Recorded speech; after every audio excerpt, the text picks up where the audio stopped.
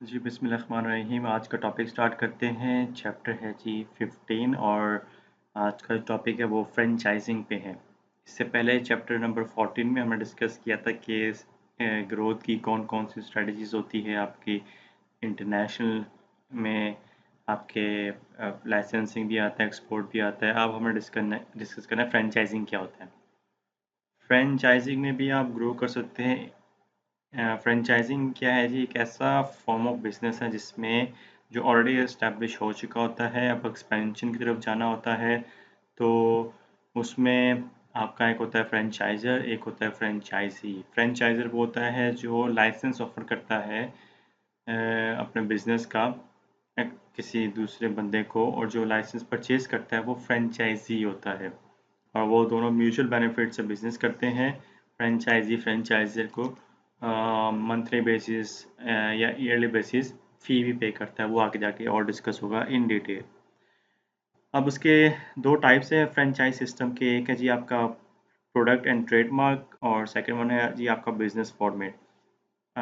जो first one है trademark, इसमें आप सिर्फ नाम का लाइसेंस देते हैं और चीज़ बनी बनाई उनको मिल जाती है। जैसे कि सुजुकी मोटर्स की बात की जाए, सुजुकी मोटर्स की अगर आपने फ्रेंचाइज परचेज़ की है तो आपको नाम मिलेगा उसका, और जो सुजुकी कार है वो बनी बनाई आपको मिल जाएगी, आपने नहीं बनानी। इसको हम कहते हैं ट्रेडमार्क फ्रेंचाइज। फिर आपके पास बिजनेस फॉर्मेट है जिसमें लाइसेंस आप परचेज करते हैं बिजनेस की, बिजनेस चीज़ें बनाने में, कि आप चीज़ें बनाएंगे कैसे। मतलब किसी रेस्टोरेंट का आपको लाइसेंस मिला, फ्रेंच लाइसेंस मिला है फ्रेंचाइज का, तो ए टू जी आपने उसी फ्रेंचाइज को फॉलो करना है, जैसे कि मैकडोनल्ड्स है, केएफसी है, वगैरह वगैरह। अब इसके डिफरेंट टाइप्स हैं फ्रेंचाइज एग्रीमेंट के। एक है जी इंडिविजुअल, जिसमें एक फ्रेंचाइजर होता है, एक फ्रेंचाइजी होता है, और फ्रेंचाइजी सिर्फ एक ब्रांच एक स्पेसिफिक लोकेशन में ओपन कर सकता है। फिर आपके पास एरिया फ्रेंचाइज है, जिसमें फ्रेंचाइजर से लाइसेंस परचेज करता है एक स्पेसिफिक एरिया में 2-3 ब्रांचेस ओपन करने के लिए। फिर आपका मास्टर फ्रेंचाइज आता है, जिसमें फ्रेंचाइजी फ्रेंचाइजर से लाइसेंस परचेज करता है मैक्सिमम नंबर ऑफ फ्रेंचाइज बनाने के लिए, प्लस उसको ये राइट मिल जाता है कि वो आगे लाइसेंस भी किसी और को बेच सकता है, जैसे कि पेप्सी वगैरह ऐसे करते हैं।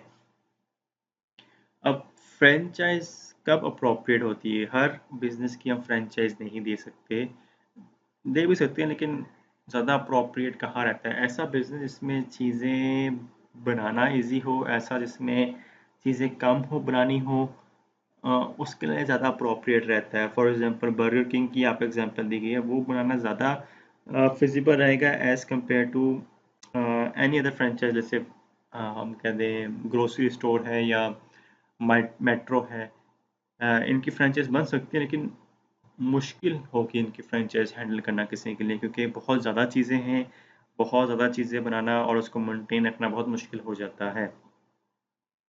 अब जब हमने फ्रेंचाइज़ किसी को बेचनी है, तो हमने ये भी देखना है कि फ्रेंचाइज़ी कैसा है।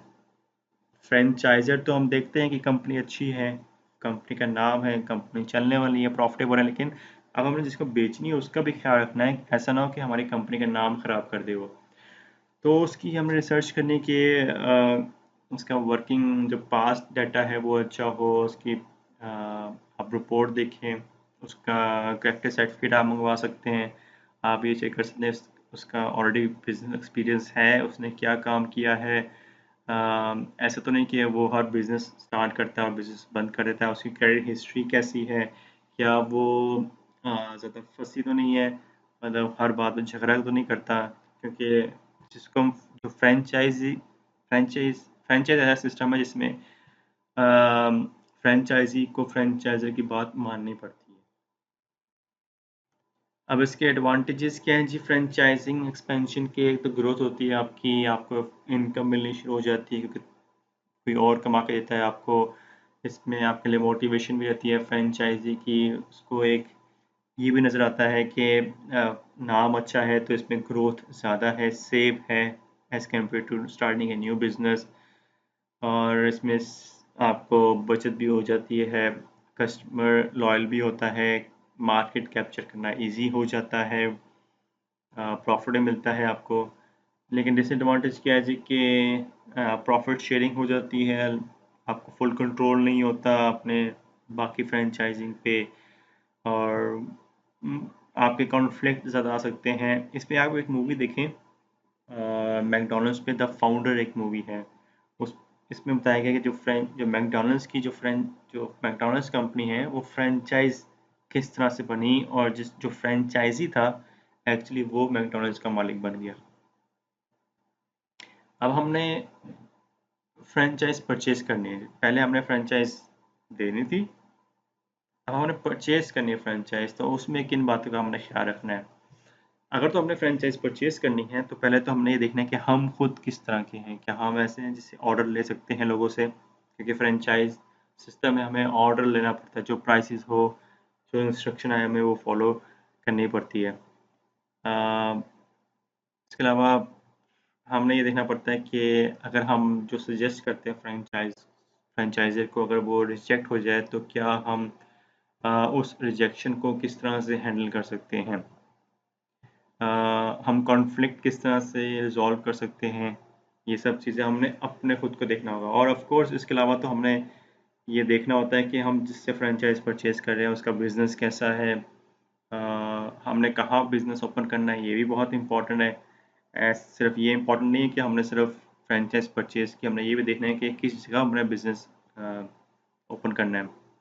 क्या आप विलिंग हैं अपने पैसे को रिस्क लगाने के लिए फ्रेंचाइज़ ओपन करने के लिए, क्योंकि फ्रेंचाइज़ में भी आपका रिस्क इन्वॉल्व होता है और आपको अच्छी खासी अमाउंट देनी पड़ती है फ्रेंचाइज़र को। अगर वो ना चले तो एक ये रिस्क है इसमें। अब इसमें कॉस्ट भी इन्वॉल्व होती है। एक तो आपके इनिशियल फ्रेंचाइज़ फ़ी है, आपने फ्रेंचाइज़र को देनी होती है। अच्छा, इसमें डिफरेंट कॉस्ट होती है डिपेंडिंग ऑन द एग्रीमेंट। आपकी कैपिटल रिक्वायरमेंट होती है। कैपिटल आपको आपके पास होना चाहिए बिल्डिंग फर्नीचर वगैरह परचेज़ करने के लिए। फिर उसकी आपकी ऑन गोइंग एक पेमेंट होती है, वो पे करनी होती है। वो फिक्स कर लेते हैं जी, वो कहते हैं कि जितनी आप चीज़ें बेचेंगे उसका 5% 10% कंपनी को जाएगा, मेन फ्रेंचाइज़र को। एडवर्टाइज़मेंट फ़ी होती है। कुछ और अदर एक्सपेंसेस भी होते हैं। आपके ट्रेनिंग स्टाफ को ट्रेनिंग प्रोवाइड करनी है या कंप्यूटर असिस्टेंट ट्रेनिंग देनी है, उसकी भी अलग से फ़ीस होती है। अच्छा, ये वो डिपेंड करता है फ्रेंचाइजिंग एग्रीमेंट में। कुछ फ्रेंचाइज़ जो है वो एक्स्ट्रा चीज़ों के पैसे नहीं लेती है, आपको सेटअप लगा के देती है। कुछ आपके एक्स्ट्रा पैसे मांगते हैं, अगेन डिपेंडिंग ऑन फ्रेंचाइज के एग्रीमेंट किस तरह से बनाते हैं आप। अब अगेन ये ऑलरेडी डिस्कस हो चुका है जी, फ्रेंचाइज के एडवांटेजेस और डिसएडवांटेजेस क्या हैं। एडवांटेजेस ये है कि एक वेल एस्टेब्लिश बिजनेस होता है, आपको सपोर्ट मिल जाती है, कामयाबी के चांसेस ज़्यादा होते हैं। लेकिन अगेन वही है कि आपको पैसे काफ़ी देने पड़ते हैं, आपकी क्रिएटिविटी ख़त्म हो जाती है, फेलियर के चांसेस भी हो सकते हैं, कॉन्फ्लिक्ट के चांसेस भी काफ़ी ज़्यादा हो सकते हैं। अब यहाँ पे कुछ कॉमन मिसकंसेप्शन है अबाउट फ्रेंचाइजिंग। फ्रेंचाइजिंग लोग समझते हैं जी हमेशा एक सेफ बिजनेस है, ऐसा नहीं है। Franchising is a safe business, ये ऐसा नहीं है हमेशा से। फ्रेंचाइजिंग में भी काफ़ी कंपनी को लॉस होता है। जैसे हम KFC की एग्जांपल है, दुनिया में KFC कामयाब है, पाकिस्तान में इतना KFC नहीं चलता है as compare to McDonald's and as compare to world wide. आप सबवे की एग्जांपल ले लें, सबवे भी नहीं चलता पाकिस्तान में। तो इसका हमने ख्याल रखना होता है। हमें ये भी देखना है कि क्या वो कभी-कभी ऐसा भी होता है कि अ, अ, वो इंडस्ट्री कामयाब होती है लेकिन वो बिज़नेस कामयाब नहीं होता। कभी-कभी ऐसा भी होता है कि जैसे फ़ास्ट फूड एक बिज़नेस बहुत कामयाब है, ठीक है? आप फ़ास्ट फूड में कोई फ्रेंचाइज़ परचेज़ करते हैं, इसका मतलब ये नहीं कि वो भी चलेगा। उसके लिए आप उस बिज़नेस में कामयाब होना भी ज़रूरी है बहुत ज़्यादा। एक अकाउंटेंट आपको हमेशा हायर करना चाहिए ताकि बिज़नेस में कोई भी चीज़ ज़ुबानी कोई कहे तो उसके लिए हमेशा डॉक्यूमेंटेशन होनी चाहिए। अम,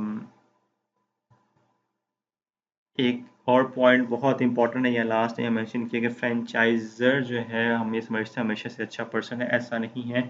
फ्रेंचाइज़ को भी अपने बिज़नेस की फ़िक्र होती है और उसको पैसा कमाना होता है, इस वजह से ही वो आपको बिज़नेस देता है। तो ये मत समझिए हमेशा कि फ्रेंचाइजर आपके लिए हमेशा काम आएगा। आपको खुद अपने बिजनेस को कामयाब करना है। तो ये है जी फ्रेंचाइजिंग के बिजनेस एक्सपेंशन के लिए फ्रेंचाइजिंग एक ऑप्शन है। इसके अलावा आप इंटरनेशनल एक्सपेंशन कर सकते हैं थ्रू फ्रेंचाइजिंग। आप किसी आजकल तो बहुत ज़्यादा हो गया ये। पाकिस्तान में देखें, पाकिस्तान में पहले सिर्फ मैकडोनल्ड्स था बर्गर्स में, फास्ट फूड में। आप देखें बहुत ज़्यादा फ्रेंचाइज आ गई इंटरनेशनली, क्योंकि जो टेस्ट है वो सबका सेम हो गया है।